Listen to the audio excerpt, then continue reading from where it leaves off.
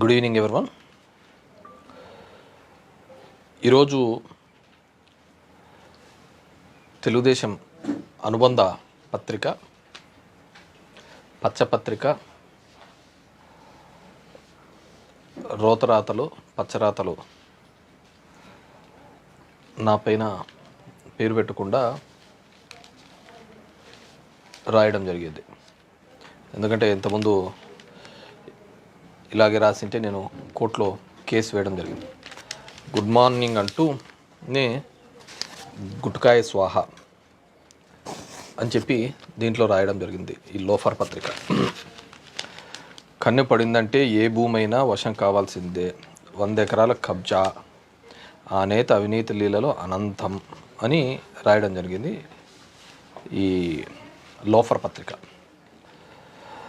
దీంట్లో భూదోపిడీలో ఆయన తీరే వేరు, ధర్మవరం పరిధిలో రహదారులకు ఆనుకోనున్న అసైన్ భూములు లక్ష్యంగా చేసుకొని భూదోపిడీ సాగిస్తున్న, రోడ్డు విస్తరణల కోసం భూమి సేకరిస్తున్న అంటూ అనుభవదారులకు రెవెన్యూ అధికారులు తొలుత నోటీసులు ఇప్పిస్తారు, తర్వాత వాళ్ళ దగ్గర నుంచి చేసుకుంటారు. ఇలా ఇప్పటికే సుమారు 300 ఎకరాల వరకు కొన్నారు. భూములన్నింటినీ తన తమ్ముడు కంపెనీ. నేను ఇంతకుముందు చెప్పాను, ఇప్పుడు చెప్తున్నాను. నేను ఎక్కడైనా కానీ 1 సెంటు కానీ 1/2 సెంటు కానీ ఎవరిదైనా కానీ కబ్జా చేసి ఉంటే ఏ ఒక్క రైతుతో అన్నా కానీ ఒక్కరితో అయినా చూపించండి అని చెప్పిన. ఈ ఆరోపణలు చేసేవాడు ఒకటికి పుట్టిన కొడుకు ఎవడైనా కానీ ఒక్కరితో అయినా చూపించండి అని ఇంతకుముందు కూడా చేసిన. ఇది 3-4 సంవత్సరాలుగా చేస్తున్న కథనం. ఈ లోఫర్ పేపర్లో రాసిన కథనం. నా క్యారెక్టర్ని అసాసిన్ చేయాలా అని చెప్పి నేను ఎప్పుడు చెప్తున్నా. నాకే రాజకీయాల మీద మోజుబడో దూలబడో రాలేదు. ఈరోజు రాజకీయాల్లో నేను ముందుకు ఎదుగుతున్నాననే ఉద్దేశంతో ఈ పత్రిక నాకు 2 నెలల కిందటే తెలుసు. వీరందరూ కూడా డిస్కస్ చేసుకొని ఈనాడు కేతిరెడ్డిని టార్గెట్గా చేయాలా, ఒక 7 రోజులు స్టోరీస్ ఇవ్వాలా అని చెప్పేసి వీళ్ళు అనుకున్న సంగతి నాకు తెలుసు. వాళ్ళన్న మాటల్లో ఈ ఏబిఎన్ రాధాకృష్ణ కావచ్చు, వీళ్ళు ఏడో చోటైనా బ్లాక్మెయిల్ చేసుకొని బతికేస్తాడు, గవర్నమెంట్ కన్నా రాకపోతే,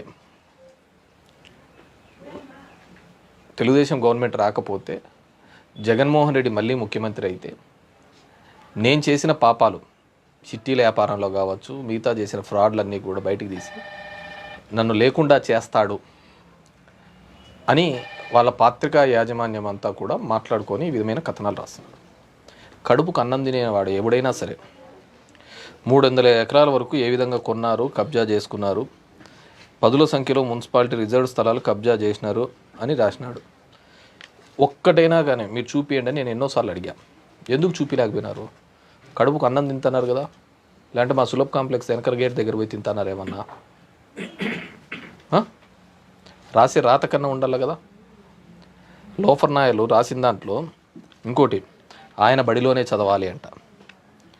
ఈ గాడిదలకు అర్థం కానిదే 2019లో వైకాపా అధికారంలోకి వచ్చాక ధర్మవరం పట్టణంలోని 4 ప్రముఖ కార్పొరేట్ పాఠశాల యాజమాన్యంలో భారీ మొత్తంలో డబ్బులు డిమాండ్ చేశాడు. చెప్పు తెగేదా కొడతల్లా. ఏ గాడిద నా కొడుకు చెప్పాను నీకు? నేను స్కూల్స్ అనేది హయ్యెస్ట్ ఇంపార్టెంట్ ఇస్తుంటాను. నేను ఈ స్కూల్స్కి ఇన్స్పెక్షన్ పోయినప్పుడు 2000 మంది ఒక స్కూల్లో ఉండి కేవలం 4 బాత్రూమ్ 5 బాత్రూమ్స్తో 4 కార్పొరేట్ సంస్థలు, నారాయణ, చైతన్య, రవీంద్ర భారతి అండ్ భాష్యం స్కూల్స్, వాళ్ళకి చెప్పాను 1 ఇయర్ టైం ఇచ్చా. మీరు ఎక్కడైనా కానీ ప్లే గ్రౌండ్ పెట్టుకోండి, ప్లే గ్రౌండ్లో చదివించండి అని. ఆ స్కూల్స్ మోస్తే ఈయనకేం మోసిందంట. నారాయణ స్కూల్స్లలో, చైతన్య స్కూల్స్లలో ఆత్మహత్య చేసుకుంటే పిల్లలకు దాని గురించి రాతలు రాయడు ఈ గాడిద. చెప్పి రాస్తూ వాళ్ళని రద్దు చేయించంట, నా బడిలోనే చదువుకోమన్నామంట. రే గాడిద, నాకు బడి ఎక్కడా లేదురా. నేను ఎక్కడ పోయినా కానీ పిల్లల్ని, ప్రైవేట్ స్కూల్ పిల్లలు కావచ్చు, ఇంకో పిల్లలు కావచ్చు, ఎక్కడైనా పోతున్నప్పుడు మా స్కూల్లో చదువుమ్మా, మా స్కూల్లో చదువుమ్మా అంటారు. మా స్కూల్లో చదువుమ్మా అంటే మా స్కూల్ అంటే గవర్నమెంట్ స్కూల్. ఈ గాడిదలకు ఇక్కడి నుంచి పంపించే వానికైనా తెలియాలి కదా, ఈ నుంచి పంపించే గాడిదలకైనా తెలియాలి కదా. ఆయనకి స్కూల్ లేదురా, పాడు లేదురా, పొద్దున్న లేచిన నుంచి తిక్కోనిలాగా జనాల్లో తిరుగుతూ అంటాడు అని ఈ నుంచి పంపించే గాడిదలకి ఏం తెలుసు. మా స్కూల్ అంటే గవర్నమెంట్ స్కూల్స్, మా స్కూల్లో మిగతా స్కూల్కు కంపారిజన్ ఏ విధంగా ఉంటుందని కూడా చెప్పిన. మా స్కూల్లో ఇచ్చే ఫుడ్ ఎలా ఉంటుంది, మా స్కూల్లో ఉండే చదువు ఎలా ఉంటుంది, మా స్కూల్లో ఉన్న డ్రెస్ ఎలా ఉంటుందని. అదిరా మా స్కూల్ అంటే నేను అనేది. ఈ గాడిదలకు మా స్కూల్ అంటే తెలీదు. ఏది పడితే అది రాసుకుంటా పోయినారు. ఇప్పుడు కాదు, 3 ఏళ్ల నుంచి రాస్తారు. దీనికి తోడు తానా తందానాన్ని ఈ 2 తెలుగుదేశం పార్టీ వాళ్ళు వీళ్ళు తెలుసుకోవాలి కదా. 4 ఏళ్లలో ఉన్నారు, మీకు ధైర్యం లేకపోయింది ఒకటి చూపించడానికి.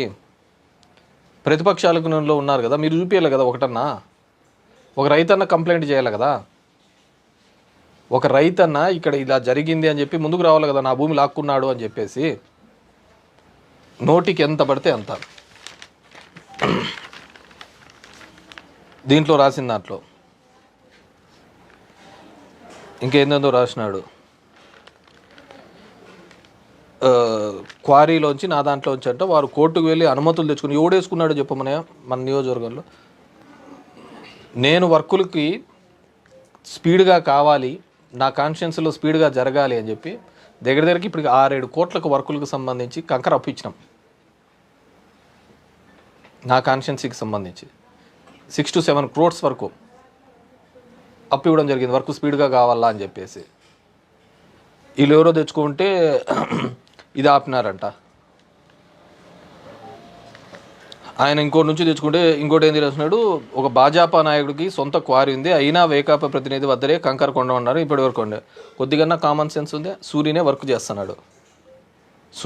చేస్తున్నాడు. నా దగ్గర కంకర కొన్నాడు, ఎవడు చిమ్మన్నాడు, ఒకటన్నా కొన్నాడా? సూర్యకి సంబంధించిన క్వారీకే 70 కోట్లు పెనాల్టీ వేసినారు. ఫ్రాడ్ చేసింటే 70 కోట్లు పెనాల్టీ వేసినారు. అతని కంకర నా దాంట్లోంచి తోలుకుంటానాడా? సూర్యనే చేస్తాడు ఇది, సూర్యని నా దాంట్లో తోలుకుంటున్నాడా? 2 వర్కులు చేస్తున్నాడు నా దాంట్లో. ఒకరు సిద్ధార్థ కన్స్ట్రక్షన్స్, పరిటాల శ్రీరామ్ వాళ్ళు 100 కోట్లతో రైల్వే వర్క్ జరుగుతుంది. వాళ్ళదేమన్నా ఆపినానా? 100 కోట్లతో ముదుగు బైపాస్ జరుగుతుంది, సూర్యనే కాంట్రాక్టర్. ఇవేమన్నా ఆపినానా? తెలుగుదేశం పీరియడ్లో వేరే వాళ్ళని ఎవరినైనా చేయించినారా? తెలుగుదేశం పీరియడ్లో వీళ్ళు ఎవరినైనా వర్క్ చేయించినారా? ఎవరిని ఏమైనా పని చేయలేదు కదా. ₹1,00,000 పని కూడా చేయలేదు కదా. నేను 100 కోట్లు 200 కోట్ల పనులు చేస్తాను. ఎవడికి ఎంత లెక్క ఇచ్చినారంట గాడిదలు?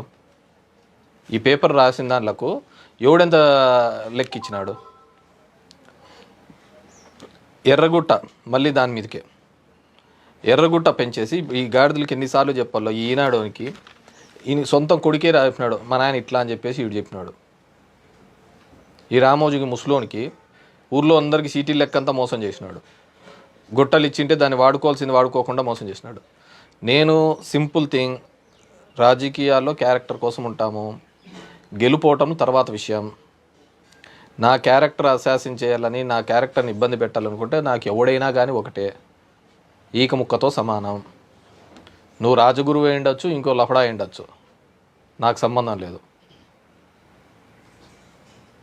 నా క్యారెక్టర్ని మళ్ళీ కింద ఎవరైనా కానీ ఇలాంటివి చేసినారంటే వాళ్ళకే పడతాయి చెప్తాను. ప్రూఫ్తో రాయండి. రెండోది, తెదాపా హయాంలో ధర్మవరం ప్రాంతంలో సోలార్ ప్లాంట్ ఏర్పాటుకు ఎకరా 3.5 లక్షలు ఇచ్చి 160 ఎకరాలు రైతుల నుంచి సేకరించారు. ఎవడు సేకరించినారు? ప్రైవేట్ వాడు సేకరించినాడు. ప్రైవేట్ వాడు భూమి కొన్నాడు రైతుల దగ్గర నుంచి. కొంటే ఢిల్లీకి చెందిన కంపెనీ వాళ్ళు ప్లాంట్ ఏర్పాటు ముందుకు వచ్చి చేస్తే ఆ భూములు ఆడ ప్లాంట్ పెడుతూ ఉంటే తెలుగుదేశం హయాంలో కదా ఆ ప్లాంట్ ఎనిక్కిపోయినది. సోలార్ ప్లాంట్ అంతా డబ్బులు అడిగినాడనే కదా ఎనిక్కిపోయినది. పోయి రికార్డ్స్ అన్నీ చూసుకోండి. పొయ్యి ఆడ మొత్తం సీక్ చెట్లు కంప చెట్లు ఉంటే ఆ భూమిని వేరే అతను కొనింటే అతని దగ్గర నుంచి నేను కొన్నాను. దానికి 3 లక్షలు అయితే ఎకరా చొప్పున 3 కొన్నారు. ముందుగా స్నేహితుడు కంపెనీ పేరుతో కొని, తర్వాత తమ్ముడు కంపెనీ ఒకడు కొన్నాడు, వాడి నుంచి నేను కొన్నాను. సోలార్ పవర్ ప్లాంట్కి కూడా ఒకడు కొన్నాడు, ఒకడు కొనిచ్చినాడు. కొనిచ్చి దాని తర్వాత ధర్మవరం నుండి హైదరాబాదు జాతీయ రహదారిని కలిపేలా నిర్మిస్తున్న రహదారి ఈ భూముల పక్క నుంచి వెళ్తోందా? ఏ రహదారి వెళ్తుందా? దీని పక్కన ఏడో గరడాంపల్లి చోట మూల ఉంది, ఆడికి రోడ్డు కనెక్టివిటీయే లేదు. ఇంకా రహదారి ఎప్పటి నుంచి పోతుంది? ఆ ఊర్లో తప్ప, ఆ పల్లెలో తప్ప ఇది లేదు. ఈ భూములు పక్క నుంచి వెళ్తే దీంతో బహిరంగ మార్కెట్లో 100 కోట్లు పైమాటే అంట. 50 ఇచ్చి తీసుకోండి, సగం ఇచ్చి తీసుకోండి. మేము లీగల్గా కొన్నా, రైట్ఫుల్గా కొన్నా, ఇది చేసినా దీంట్లో వీళ్ళకి వచ్చేది ఏందో నాకు అర్థం కావట్లేదు. మళ్ళీ ఈ భూములకు 3 తాన సోలార్ ప్లాంట్కు ప్రభుత్వ భూములు వెనక్కి తీసుకుంటుందని కంపెనీ ప్రతినిధులకు బెదిరించినారు. ప్రభుత్వం ఎందుకు తీసుకుంటుంది భూములు వెనక్కి? ఇది ప్రైవేటోతో కొన్నాడు. ఎల్లయ్య అనేవాడు పుల్లయ్య అనేవాడిని కమ్మినాడు, అందరి దగ్గర రైతుల దగ్గర తీసుకొని. అది ఇద్దరు వ్యక్తుల మధ్య ఉండేది. ఇదే గవర్నమెంట్ ల్యాండ్ కాదు. గవర్నమెంట్ ల్యాండ్ ఇక్కడ ఇన్ని ఉద్యోగాలు ఇస్తామని తీసుకున్న ల్యాండ్ ఏం కాదు. ల్యాండ్ బ్యాంక్ చేసుకోవడానికి కొంతమంది కొన్నారు, కొన్న దానిలకు ఇది పెడతా పోతున్నాడు.